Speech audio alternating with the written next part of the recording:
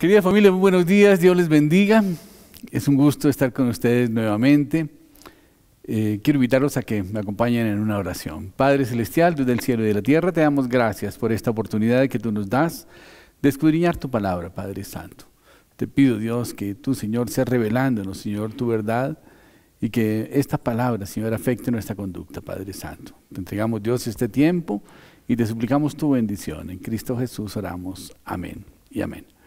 Bueno, querida familia, pues esta semana ha sido una semana bastante compleja realmente por el tema de los paros, por la violencia que lamentablemente se desató en medio de las marchas. Yo pienso que estos actores que vinieron a traer violencia realmente no son la esencia del pueblo colombiano, al contrario. Son gente que quiere traer destrucción y que quiere generar caos. Y quizás con fines políticos. Yo pienso que hay una mano detrás, una mano oscura detrás de todo esto.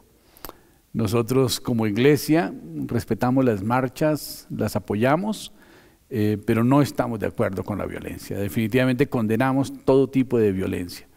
Condenamos también los bloqueos, porque los bloqueos indudablemente afectan los derechos de los demás. Y vimos unas muy malas experiencias con los bloqueos, gente que murió en una ambulancia, etcétera. Gente que no pudo llegar al hospital por causa de los bloqueos y murieron en el camino. Hoy queremos analizar también otro tema que es muy importante, es el tema de Israel. Israel lamentablemente ha sido bombardeada por miles de misiles que han estado lanzando desde la Franja de Gaza y es un polvorín del Medio Oriente en este momento y pudiera ser que esto desencadenara una guerra aún más grande, ¿no? Oramos porque a Irán no se le ocurra empezar a atacar en este momento y que la situación pueda llegar a un feliz término con los conflictos en la Franja de Gaza. Bien, y a raíz de este pequeño análisis, quisimos estudiar un poco sobre la situación de Israel después de que fue destruida.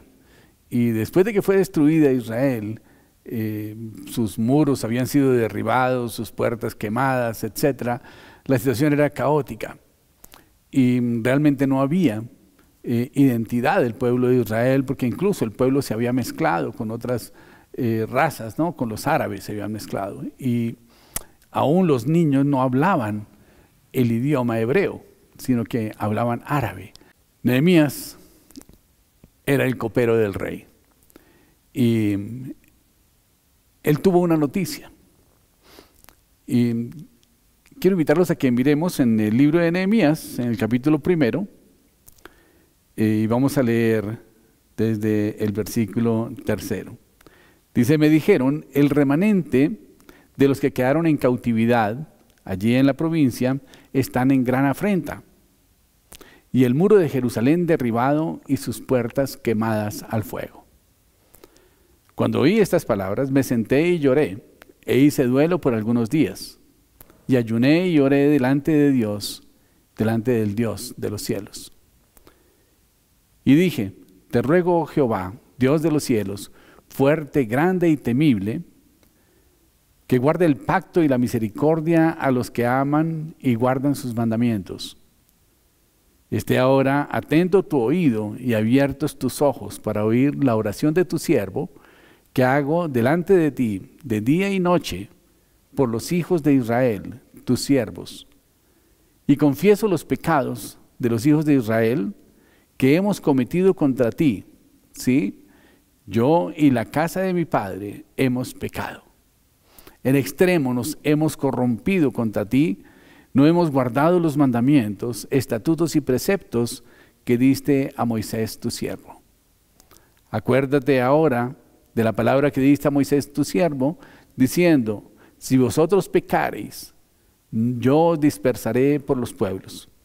Pero si os volviereis a mí y guardareis mis mandamientos y los pusiereis por obra, aunque vuestra dispersión fuese hasta el extremo de los cielos, de allí os recogeré y os traeré al lugar que escogí para hacer habitar allí mi nombre. Ellos pues son tus siervos y tu pueblo, los cuales redimiste con tu gran poder y con tu mano poderosa. Te ruego, oh Jehová, esté ahora atento tu oído a la oración de tu siervo y a la oración de tus siervos, quienes desean reverenciar tu nombre.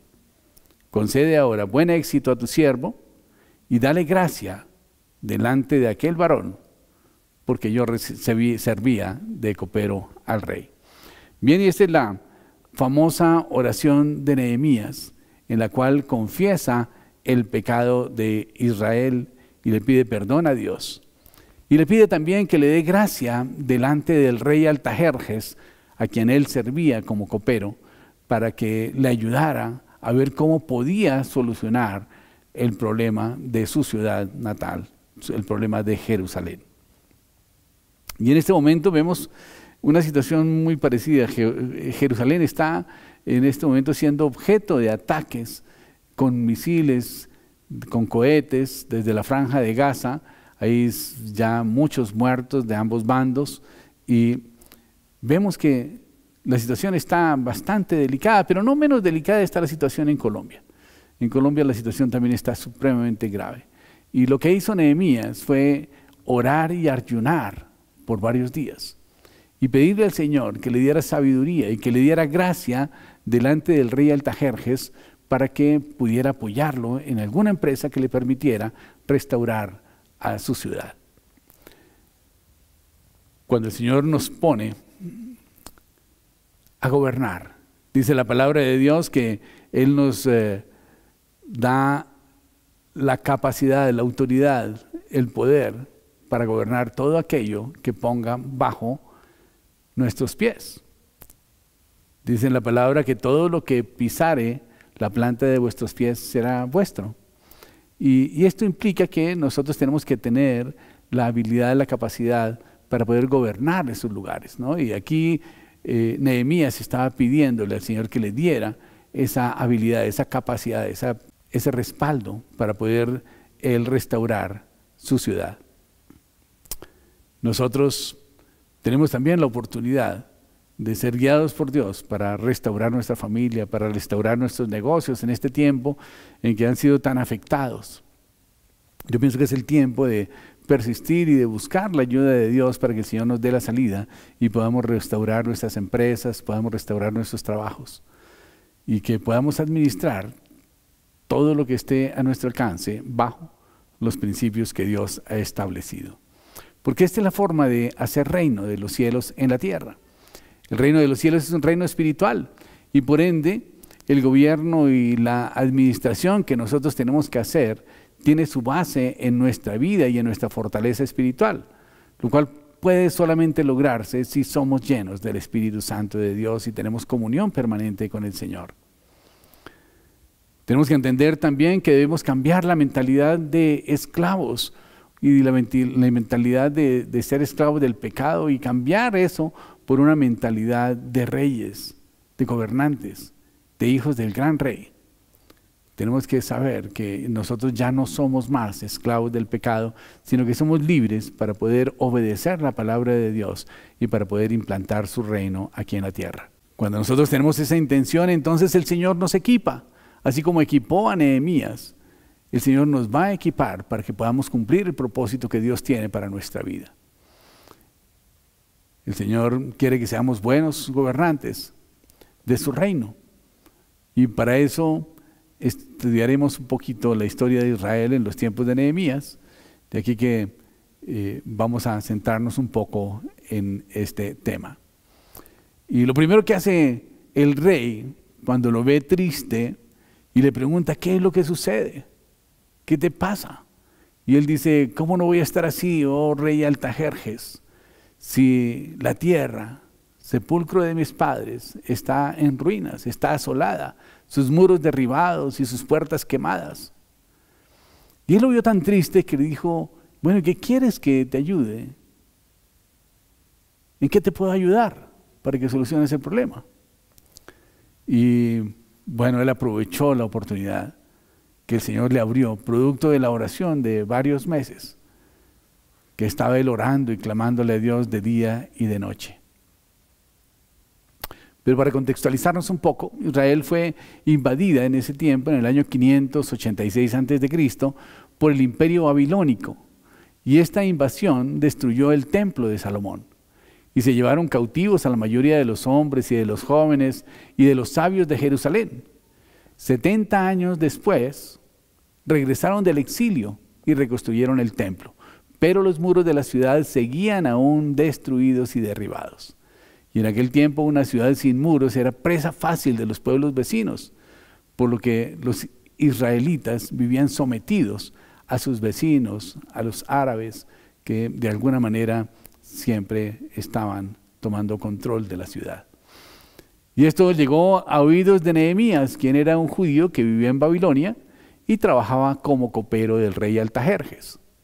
Nehemías le pide permiso al rey para que lo deje ir a reconstruir los muros de Jerusalén, la ciudad de sus padres, y el rey accede a darle permiso y le pregunta: ¿qué quieres que haga por ti?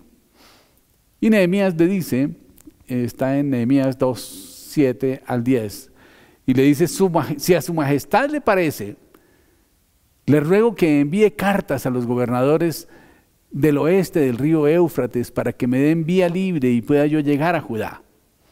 Y por favor ordene a los guardabosques, al guardabosques Asaf, que me dé madera para reparar las puertas de la ciudadela del templo, la muralla de la ciudad y la casa donde he de vivir. Y el rey accedió a su petición, porque Dios estaba a su favor. Cuando él se presentó a los gobernadores del oeste del río Éufrates, les entregó las cartas del rey, y además el rey le había ordenado que lo escoltara con la caballería y con sus capitanes. O sea, él le dio su ejército para que lo acompañara. Pero al oír que alguien había llegado a ayudar a los israelitas, Sanbalat, el edonita, y Tobías, el siervo amonita, se disgustaron muchísimo. Bien, el rey le da 3 cosas a Nehemías para equiparlo en su misión. Primero, cartas reales. Segundo, madera para reparar las puertas y los muros, y su ejército para que lo escolte. Estas 3 cosas son las que Dios nos ha dado para que nosotros podamos reconstruir también nuestra ciudad y nuestro reino, el reino de los cielos aquí en la tierra. Pero para eso es necesario edificar los muros de nuestra nueva Jerusalén. Y se hace necesario reedificar los muros de Jerusalén, que son nuestro pasado, para que aparezca la nueva Jerusalén, que es nuestro presente y nuestro futuro. Y dice: y yo, Juan, vi la santa ciudad, la nueva Jerusalén, descender del cielo de Dios, dispuesta como una esposa ataviada para su marido. La nueva Jerusalén se refiere a la Jerusalén espiritual, a la Jerusalén celestial, que ya Juan la vio descender vestida y adornada como una esposa para su marido. La nueva Jerusalén celestial desciende del cielo, no es que ascienda al cielo.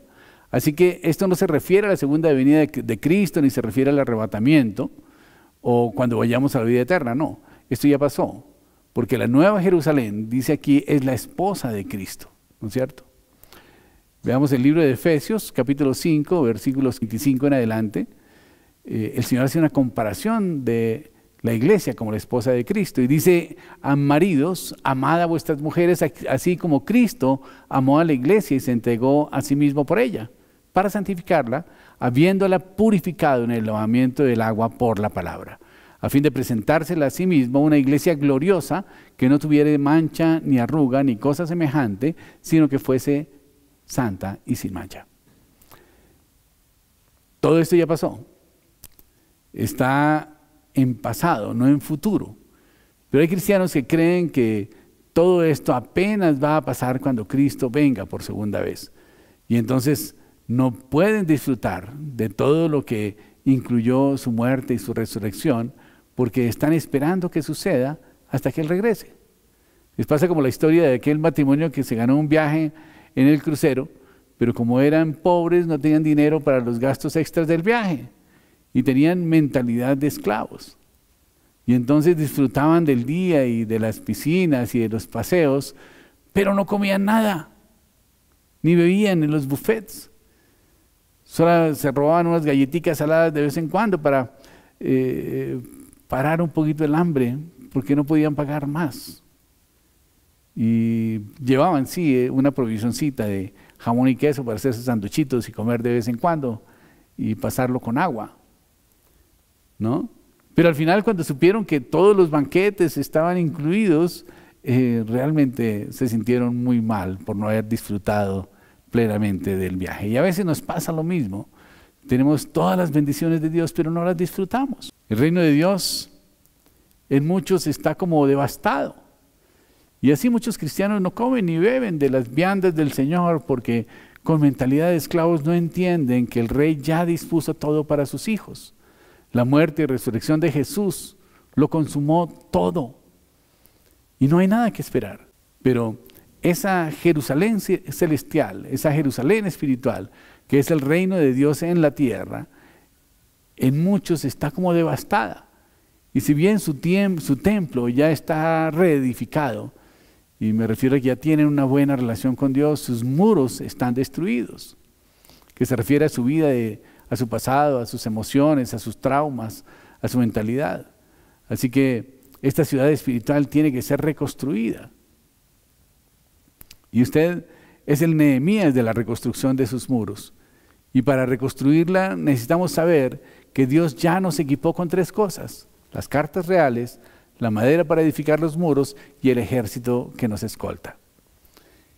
El rey Artajerjes, recordemos, le dio cartas reales a Nehemías para que pudiera atravesar las provincias que había desde Susa, capital de Babilonia, hasta Jerusalén. Hay que recordar que el imperio babilónico se dividía en 127 provincias y cada una tenía un gobernante, que en ese tiempo eran llamados los sátrapas, los que hoy serían los alcaldes municipales, que estaban encargados de cuidar los intereses del rey en cada provincia del imperio.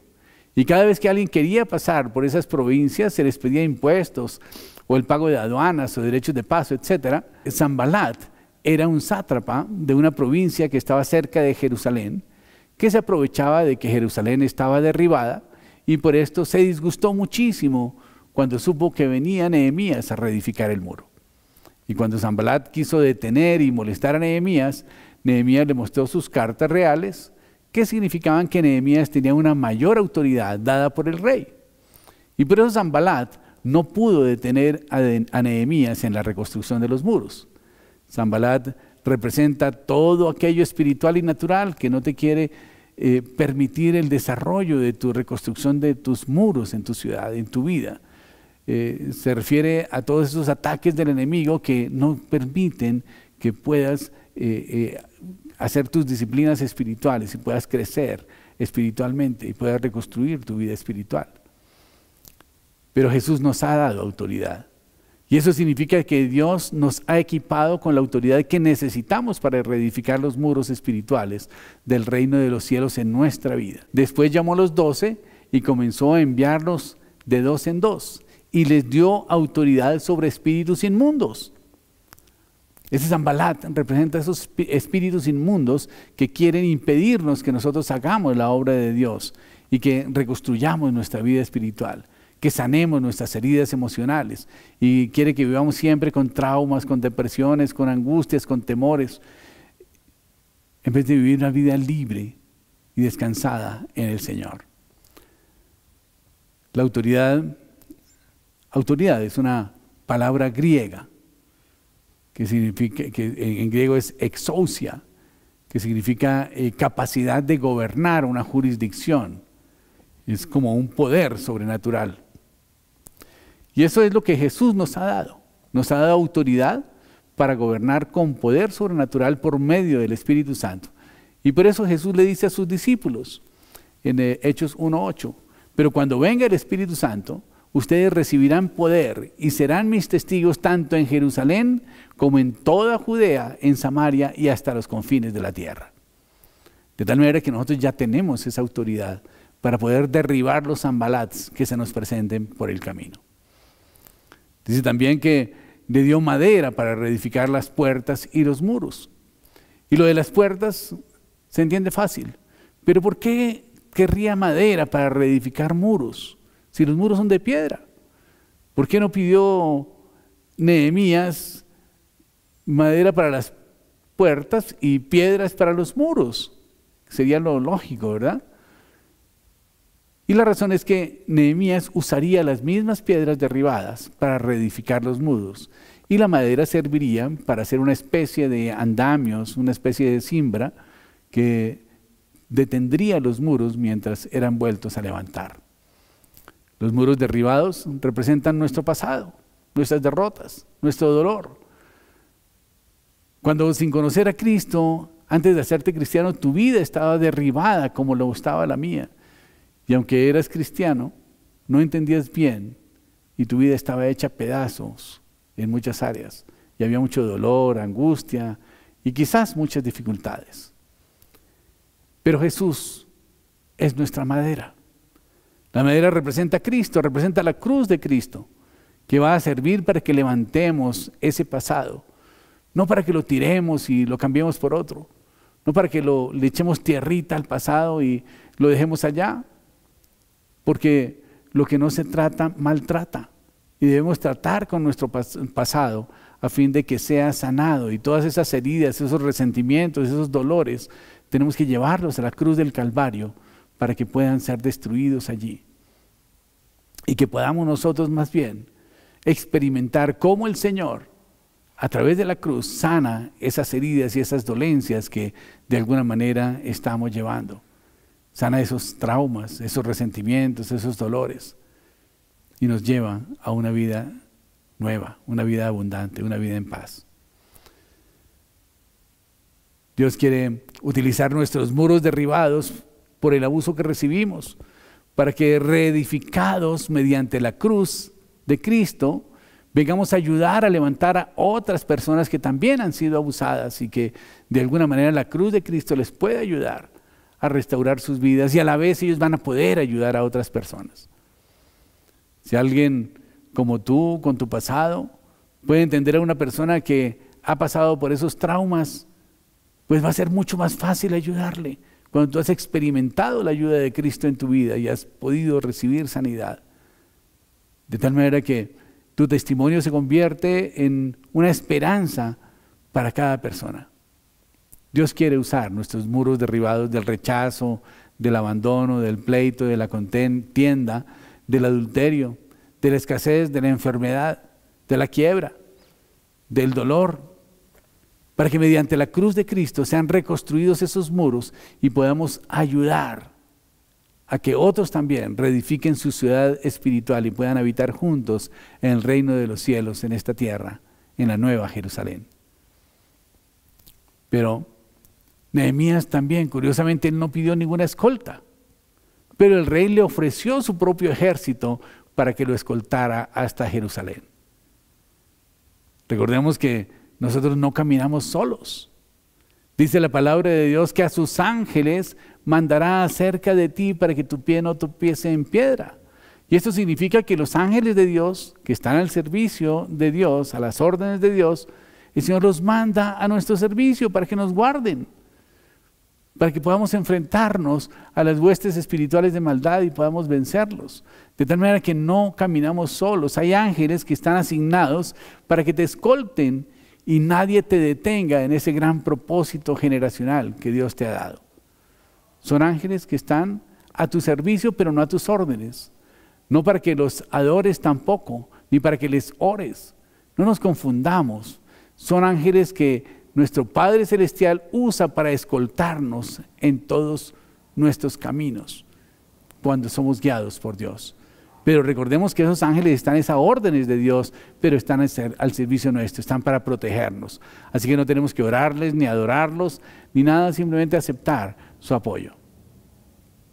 En el Salmo 91:8 nos describe un poco sobre el tema. Dice, no tendrás más que abrir bien los ojos para ver a los impíos recibir su merecido, ya que has puesto al Señor por tu refugio, al Altísimo por tu protección, ningún mal habrá de sobrevenirte, ningún mal, ninguna calamidad llegará a tu hogar, porque Él ordenará que sus ángeles te cuiden en todos tus caminos.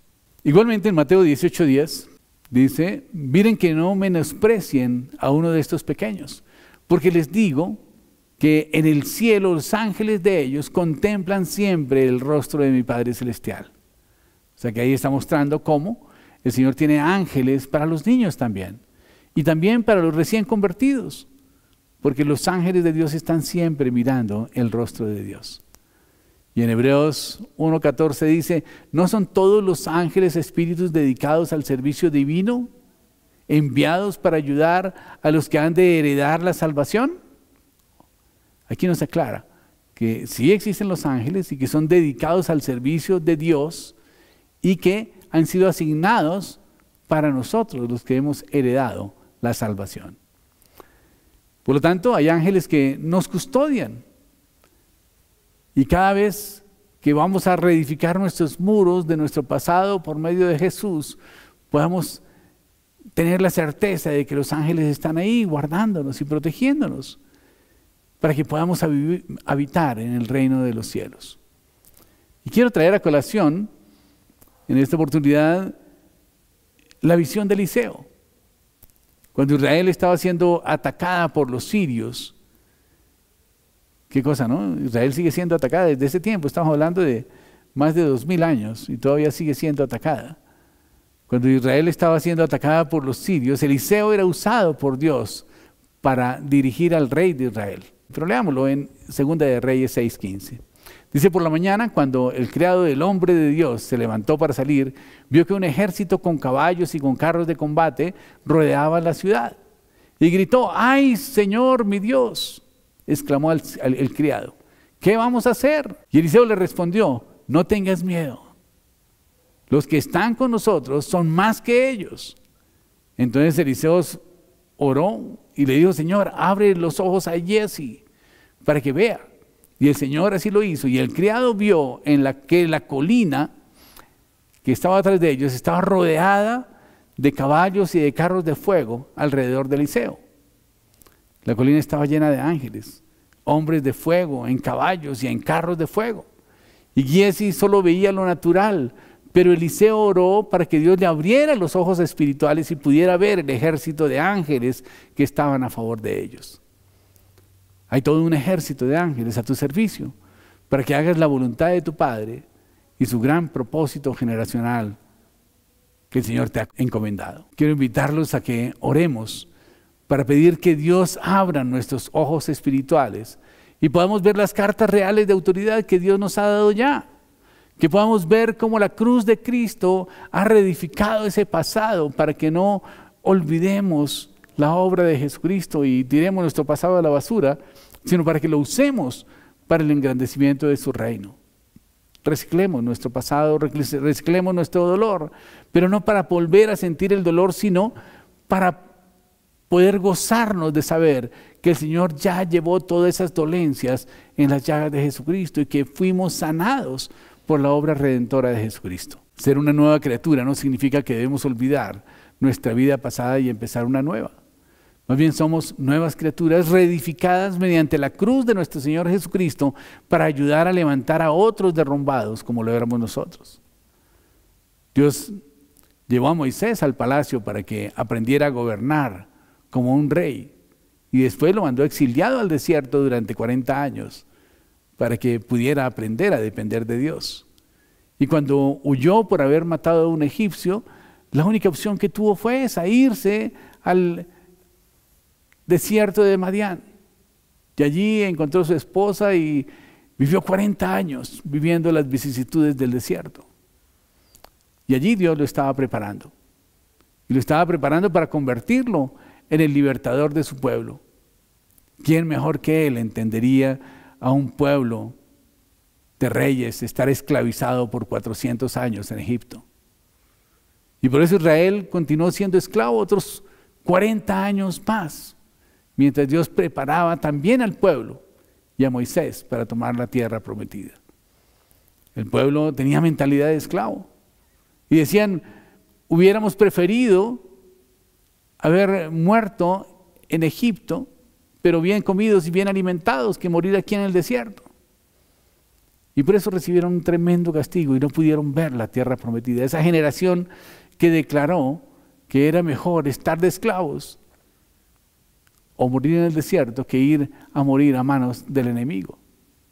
Ellos finalmente murieron en el desierto, pero sus hijos heredaron la tierra prometida.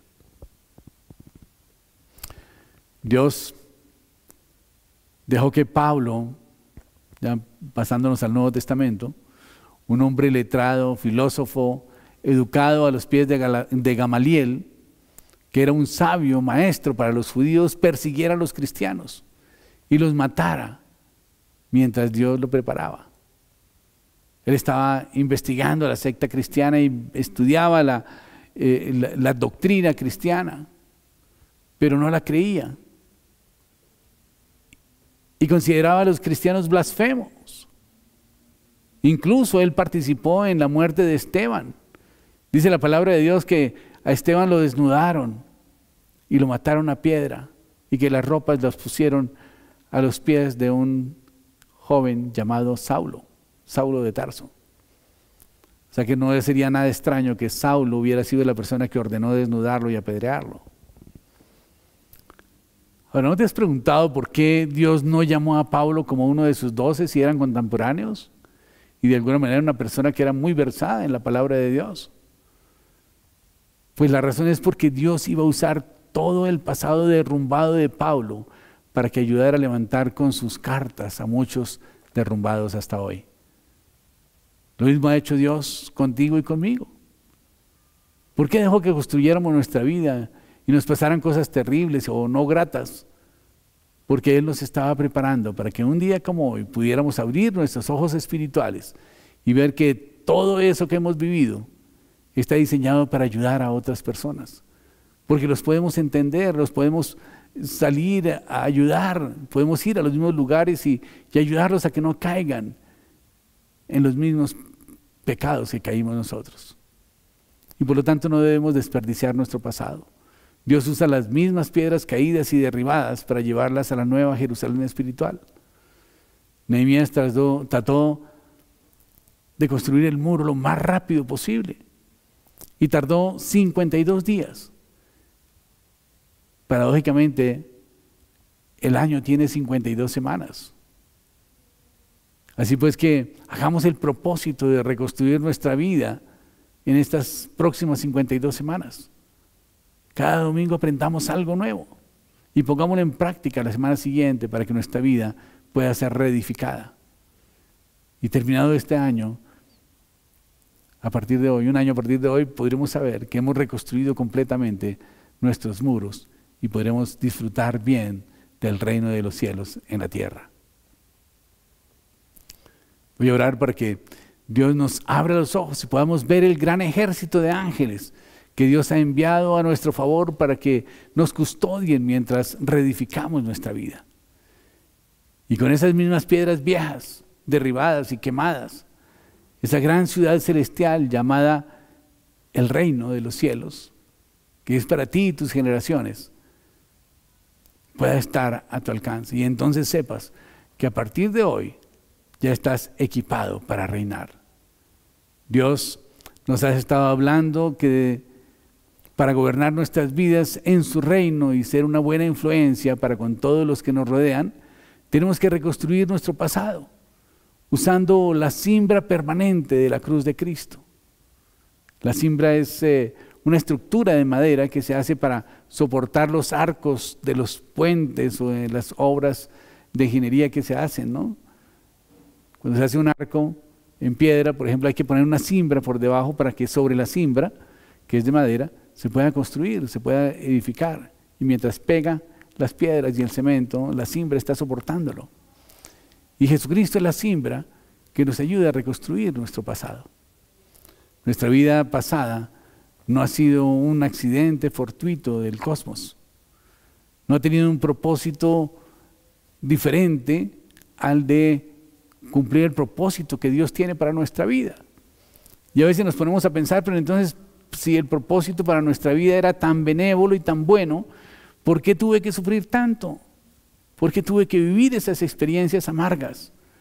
Pues las tuviste que vivir porque tomaste decisiones erradas, porque vivías apartado de Dios. Pero Dios usa esas malas experiencias para fortalecer tu ser interior.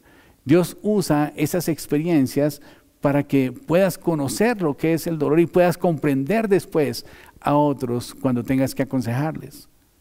Y puedas recordar cómo el Señor sanó tu corazón, cómo el Señor limpió esa contaminación que había de odio, de rencor, de dolor, de depresión, de angustia, de desesperación.